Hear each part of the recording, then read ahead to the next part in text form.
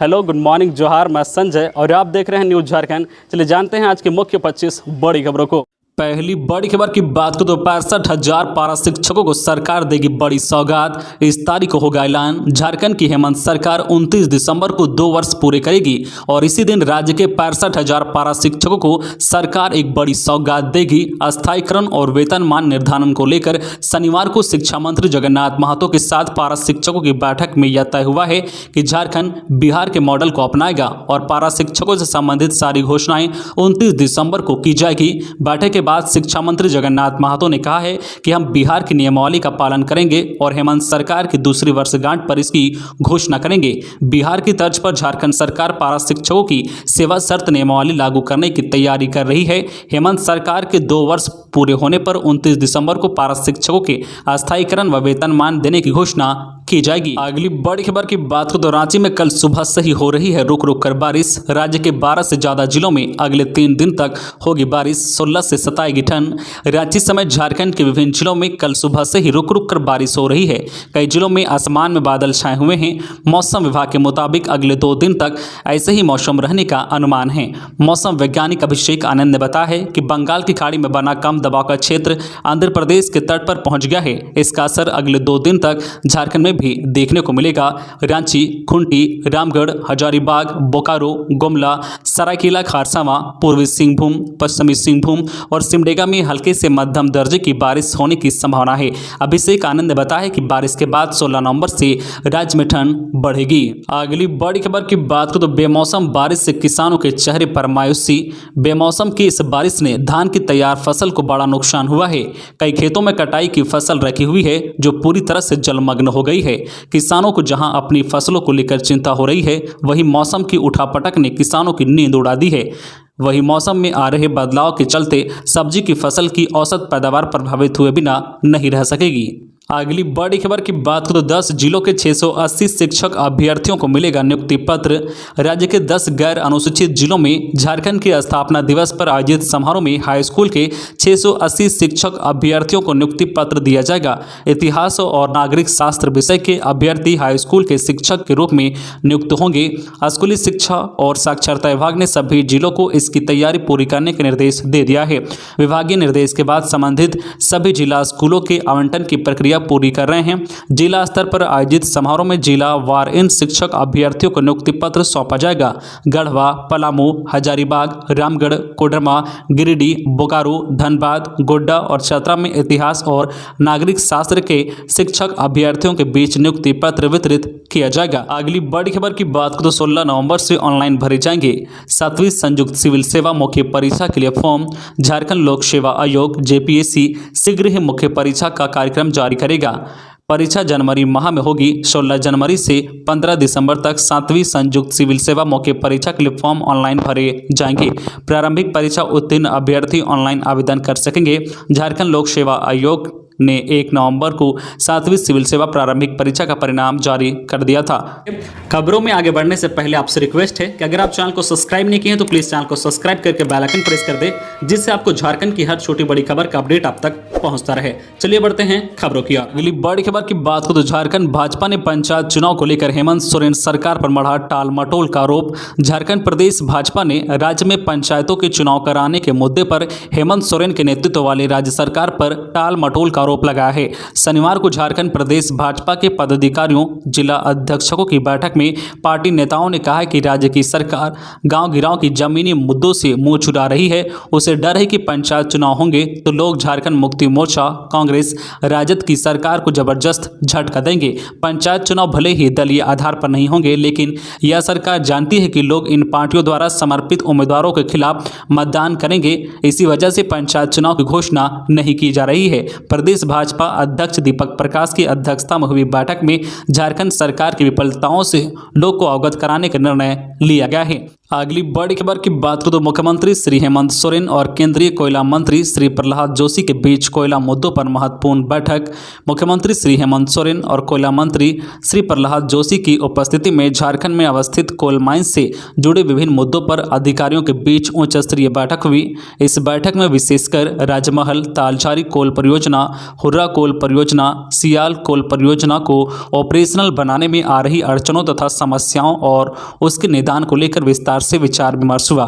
इसके अलावा यहां के खदानों की नीलामी को लेकर भी चर्चा हुई। इस दौरान मुख्यमंत्री ने कोल माइंस के लिए जमीन अधिग्रहण, रैयतों को मुआवजा, विस्थापितों के पुनर्वास और नौकरी एवं सरकार को मिलने वाले रेवेन्यू को लेकर अपना पक्ष रखा। केंद्रीय कोयला मंत्री ने मुख्यमंत्री से कहा है कि कोयल खनन को लेकर राज्य सरकार की जो भी मांग है उस पर केंद्र सरकार विचार विमर्श कर आवश्यक कार्रवाई करेगी। अगली बड़ी खबर की बात करें तो डीवीसी ने फिर बढ़ाई बिजली कटौती। डीवीसी ने एक बार फिर से राज्य में बिजली कटौती बढ़ा दी है। छठ पूजा के दौरान कटौती में कुछ हद तक राहत देने के बाद कमांड एरिया में 4 से 8 घंटे की लोड शेडिंग बढ़ा दी गई है। उल्लेखनीय है कि डीवीसी ने जेबीबीएनएल को बकाया भुगतान नहीं हो पाने के कारण कमांड क्षेत्र में 50% कटौती का अल्टीमेट दिया है। ऊर्जा विभाग कटौती खत्म कराने के लिए डीवीसी प्रबंधन से संपर्क में है। जानकारी के अनुसार डीवीसी प्रबंधन ने करीब 2200 करोड़ रुपए बकाया भुगतान का प्लान झारखंड बिजली वितरण निगम जेबीबीएनएल से मांग रहा है। जेबीबीएनएल प्लान बना रहा है। डीवीसी हजारीबाग, कोडरमा, गिरिडीह, बोकारो, चतरा, रामगढ़, धनबाद में 600 मेगावाट बिजली आपूर्ति करता है और 300 मेगावाट कटौती का अल्टीमेट दिया है। अगली बड़ी खबर की बात करें तो झारखंड सरकार में साझेदार कांग्रेस के विधायकों ने सीएम को याद दिलाया ओबीसी के लिए 27% आरक्षण का वादा।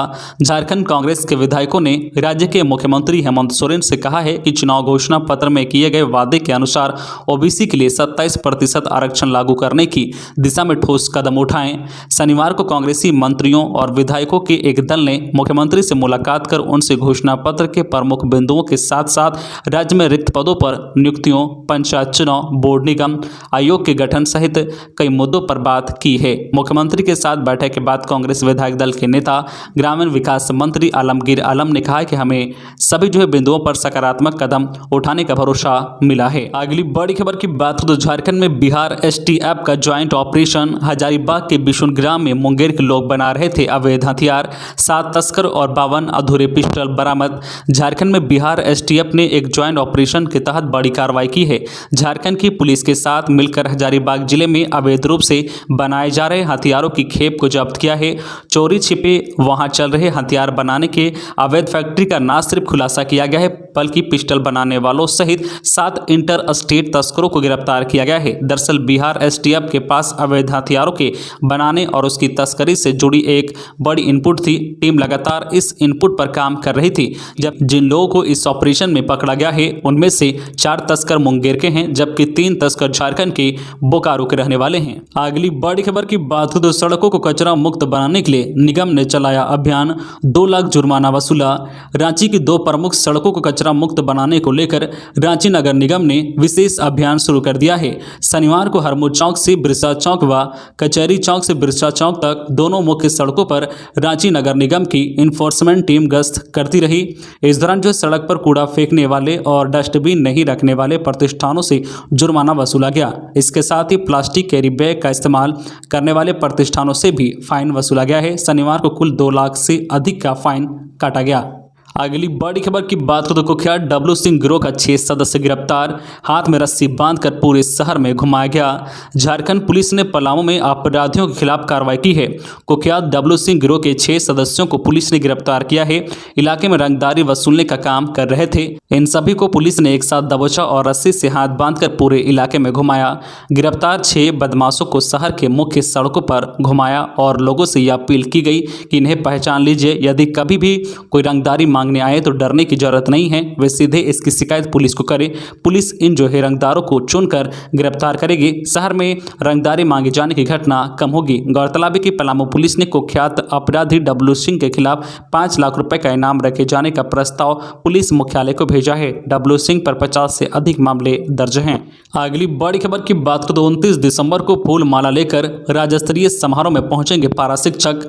पारा शिक्षकों ने शिक्षा मंत्री जगन्नाथ महतो द्वारा 29 दिसंबर को उनके अस्थायीकरण व वेतनमान से संबंधित नियमावली लागू किए जाने की घोषणा होने के आश्वासन दिए जाने के बाद 15 नवंबर को राज्य स्थापना दिवस पर प्रस्तावित विरोध कार्यक्रम स्थगित कर दिया है।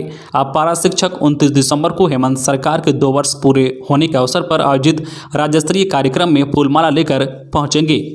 अगली बड़ी खबर की बात करें तो कांग्रेस का जन जागरण अभियान आज से 16 को चाईबासा और जमशेदपुर आएंगे। प्रदेश अध्यक्ष राजेश ठाकुर।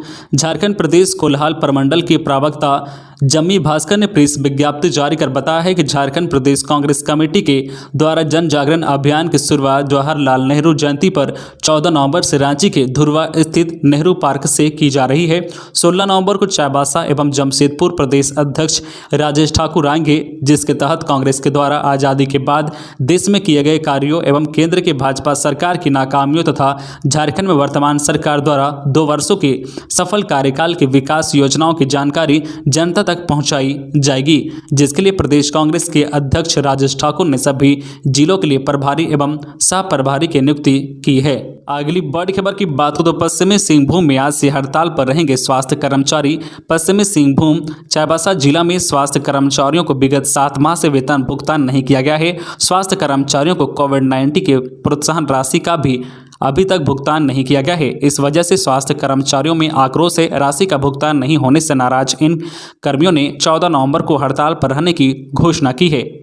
अगली बड़ी खबर की बात करें तो एतवारी छठ को ले अस्ताचलगांव में सूर्य को अर्घ्य। आज एतवारी छठ को लेकर शनिवार की संध्या प्रखंड मुख्यालय समेत प्रखंड के विभिन्न ग्रामीण इलाकों में खरना का प्रसाद ग्रहण करने के बाद व्रतधारियों का 24 घंटे का उपवास शुरू हो गया है, जो रविवार की संध्या भगवान अस्ताचलगामी सूर्य को अर्घ्य देने के साथ ही संपन्न होगा। वही सोमवार की सुबह में जो है घर में ही अर्घ्य देकर छठ व्रती व्रत का पारण करेंगे। अगली बड़ी खबर की बात करें तो रांची के 8 लाख से अधिक लोगों ने नहीं लिया दूसरा डोज। रांची जिला प्रशासन को टीकाकरण के आंकड़े तैयार करने में काफी परेशानी हो रही है। जिले के 8 लाख से अधिक वैसे लोग हैं जिन्होंने अभी तक दूसरा डोज नहीं लिया है। ये लोग कहां हैं, इसकी जानकारी जुटाने में प्रशासन जुटा है। स्वास्थ्य विभाग ने रांची जिले को जो आंकड़ा उपलब्ध कराया है, इसके अनुसार जिले में कोरोना से बचाव के लिए 15,39,669 लोगों ने पहली और 6,98,508 लोगों ने दूसरी डोज ली है। 8,41,161 ऐसे लोग हैं जिन्होंने पहला डोज तो लिया है लेकिन अभी तक दूसरा डोज नहीं ले सके हैं। स्वास्थ्य विभाग के पत्र के बाद जिला प्रशासन ऐसे लोग की तलाश में जुट गया है और टीकाकरण अभियान तेज करने का प्रयास किया जा रहा है। स्वास्थ्य विभाग ने रांची के लोगों की इस लापरवाही को गंभीरता से लिया है और रांची समेत सभी जिले के उपायुक्तों को गहन अभियान चलाकर टीकाकरण सुनिश्चित करने का निर्देश दिया है। अगली बड़ी खबर की बात करें तो India New Zealand T20 match. Stadium में मिलेगा सिर्फ पानी, दर्शक नहीं ले जा सकेंगे खाने पीने के सामान। Jharkhand state cricket association JSCA stadium में 19 नवंबर को अंतर्राष्ट्रीय मैच होना है। मैच को लेकर JSCA ने दिशा निर्देश जारी कर दिए थे। इसके अनुसार मैच देखने जाने के क्रम में दर्शक अपने साथ किसी तरह के बैग, थैला, कैमरा या ठोस वस्तु नहीं ले जा सकेंगे। इस गाइडलाइन में यह स्पष्ट नहीं था कि दर्शक अपने साथ अंदर पानी की बोतल या कुछ खाद्य सामग्री ले जा सकेंगे या नहीं। JSCA सचिव ने कहा है कि उक्त दोनों चीज भी पूर्ण रूप से ले जाना प्रतिबंधित है। इसके अलावा देखने के क्रम में स्टेडियम के अंदर भी किसी तरह के खाद्य पदार्थ नहीं बेचे जाएंगे, क्योंकि सरकार ने इनकी अनुमति नहीं दी है। हालांकि स्टेडियम के भीतर पीने के पानी की व्यवस्था रहेगी। अगली बड़ी खबर की बात करें तो नशा के खिलाफ अभियान। रांची में ब्राउन शुगर के 5 तस्कर गिरफ्तार। भारी मात्रा में ब्राउन शुगर बरामद। ब्राउन शुगर कारोबार के खिलाफ रांची पुलिस ने बड़ी कार्रवाई की है। गुप्त सूचना के आधार पर सिटी DSP दीपक कुमार ने अलग अलग थाना क्षेत्रों में हुए छापेमारी की। इसमें 5 तस्करों को भी गिरफ्तार किया गया है। गिरफ्तार तस्करों के पास से पुलिस ने भारी मात्रा में ब्राउन शुगर बरामद किया है। रांची के SSP को सूचना मिली थी कि लोअर बाजार इलाके में बड़े पैमाने पर ब्राउन शुगर का कारोबार हो रहा है। इसके बाद सिटी DSP दीपक को पूरे जो गिरोह के खिलाफ कार्रवाई करने का निर्देश दिया गया। मामले में कार्रवाई करते हुए 5 नशे के कारोबारियों को पकड़ा गया है।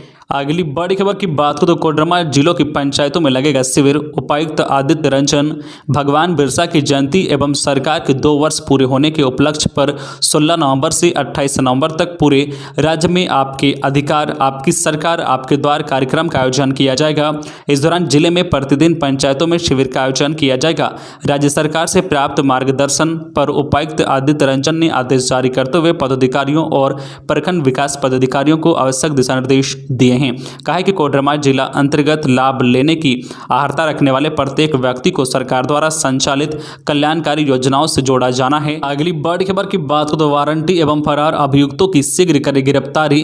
कोडरमा पुलिस कप्तान कुमार गौरव की अध्यक्षता में समाहरणालय स्थित पुलिस कॉन्फ्रेंस हॉल में शनिवार को अपराध समीक्षा बैठक की गई।